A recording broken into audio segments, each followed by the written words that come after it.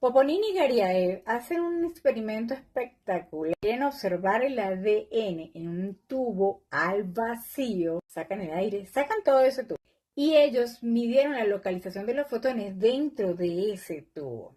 Si se movían, si se afectaban, si se quedaban de un lado, del fondo, de las paredes, del tubo. Los fotones estaban distribuidos, desordenados dentro del tubo. Pero fíjense lo siguiente. Luego colocan ADN humano con los fotones dentro del mismo tubo cerrado al vacío.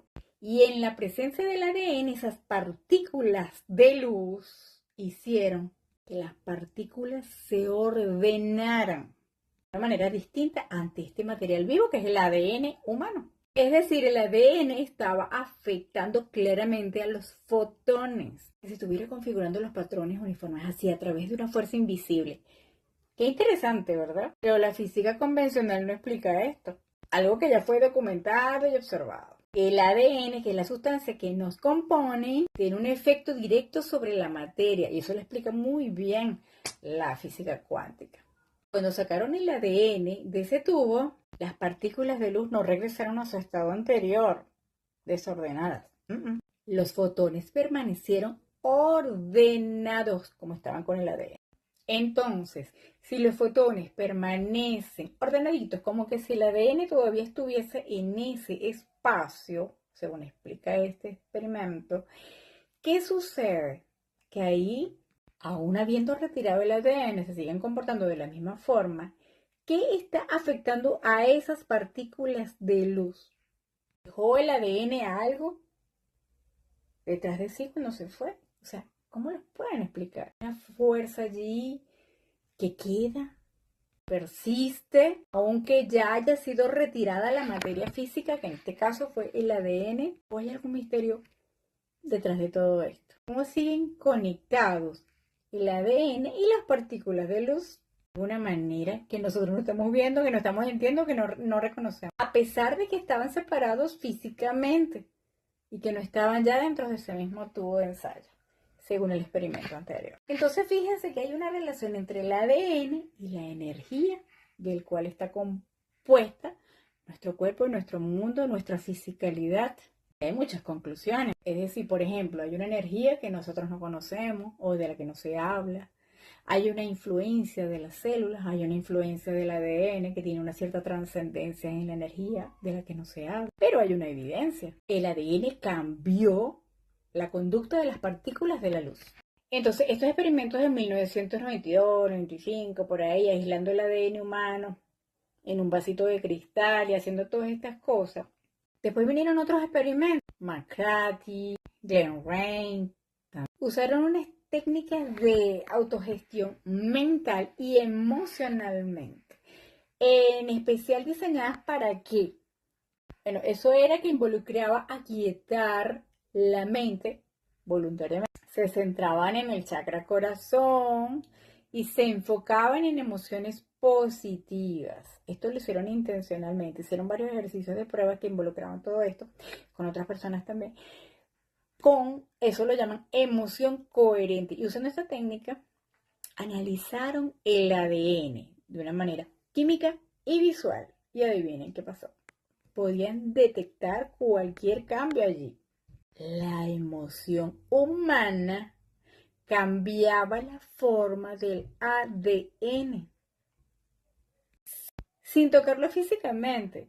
Hicieron este experimento, por ejemplo, primera vez con una sola persona, con la intención directa, con amor incondicional, y todo iba afectando las moléculas del ADN. Estos experimentos aclaran perfectamente todos los efectos en la molécula del ADN y cómo nosotros lo afectamos. Entonces, nos han condicionado a creer que el estado del ADN no se puede cambiar, que con el ADN que nacemos, que con ese morimos. Y resulta que no se habla de cómo lo podemos modificar. No nada más por el efecto de psicotrópicos, drogas, otro tipo de cosas. No. A otra cosa me refiero, como por ejemplo lo que acabamos de ver en el ejercicio, en el experimento anterior. Involucra el ADN humano y cómo se puede afectar. Eso no está en la sabiduría común, convencional, como nuestra vida, nuestro cuerpo puede tener efecto alguno en nuestro mundo externo. Tampoco se habla de cómo la emoción humana afecta o no, de alguna manera, el ADN cuando está dentro del cuerpo. Entonces todo esto nos enseña que nosotros somos más que observadores en este mundo. Afectamos este mundo, creamos este mundo. O sea, esto es bien clave. No es que parecieran ocurrir cosas. Somos creadores. Más, somos creadores conectados. Participamos en el cambio. Somos protagonistas, no zombies. Entonces puedes participar como un observador pasivo o crear intencionalmente. Trabajar hacia un resultado, desde el resultado. Entonces ahí es cuando te comienzas a preguntar si la vida de verdad está cumpliendo simplemente tus peticiones, tus expectativas. Porque ya la física cuántica nos ha dado una gran respuesta al respecto. Como por ejemplo esto de que la energía puede expresarse o a través de una onda o a través de una partícula.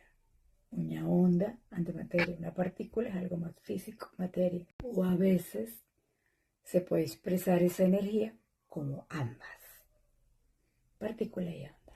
También habla la física cuántica de cómo la conciencia del observador, del que observa, determina la conducta de la energía, cómo la afecta.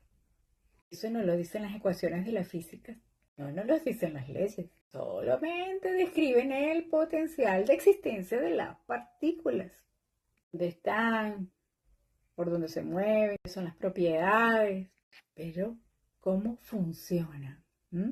Eso nos ayudaría a entender cómo funcionamos nosotros mismos, porque estamos hechos de ADN. Ahí está la clave.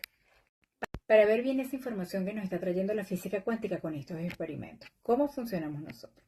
Nosotros respecto a este mundo, respecto a este universo, respecto a nuestra, porque nos lo está diciendo claramente que el enfoque de nuestra conciencia se convierte en realidad en nuestro mundo, claramente. Busquen en YouTube el el experimento que se llama el de la doble rendija. Ese experimento de la doble rendija se trata de proyectar partículas cuánticas a través de una barrera, ¿verdad? Que posee dos pequeños agujeritos y medir la manera en que, son detectados a través de que estos pasen por esos dos agujeritos, por los dos orificios. Entonces, claro, ¿qué te dice el sentido común? Bueno, que cuando las cosas pasan por un lado como partículas, tienen que salir por el otro lado igual. Sin embargo, la evidencia que se demuestra aquí es todo algo muy distinto.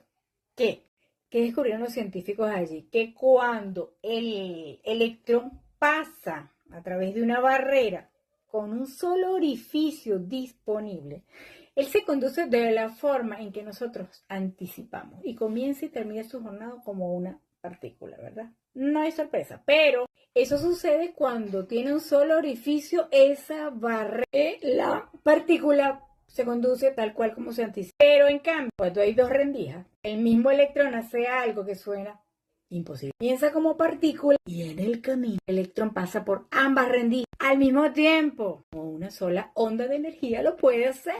Este patrón lo hace eso, una onda de energía. Entonces sí, Einstein también decía, bueno, mira, venía esa frase que decía, no podemos resolver un problema mientras nosotros estemos con el mismo nivel de pensamiento que cuando teníamos o creamos el problema. Hay que cambiar. Tenemos que abrirnos a nuevos conocimientos, tenemos que no podemos permanecer todo el tiempo igual con el mismo nivel de conciencia con el que hemos creado la situación actual. Entonces, abrirnos a estos conocimientos que son tan importantes, que si hay tanta información y tantas teorías que nos están informando como el solo hecho de que nosotros estamos observando la materia, esto la afecta. Quiere decir que si enfocamos conscientemente, imagínate todo lo que podemos hacer. Somos enfocados y atentos, víctimas del mundo que vemos, sino como co-creadores. Dentro de esta sopa de probabilidades y de potencialidades cuánticas oscilantes que podemos abrir cualquier puerta, cualquier realidad. Nuestra presencia, con nuestra inteligencia, con nuestra conciencia, con nuestra esencia. Entonces, en términos cuánticos, enfoque, y sentir lo que deseas de verdad. Conectarte con eso que de verdad deseas. Sentir es la clave. No es pensar con carencia, sentir ya lo tengo.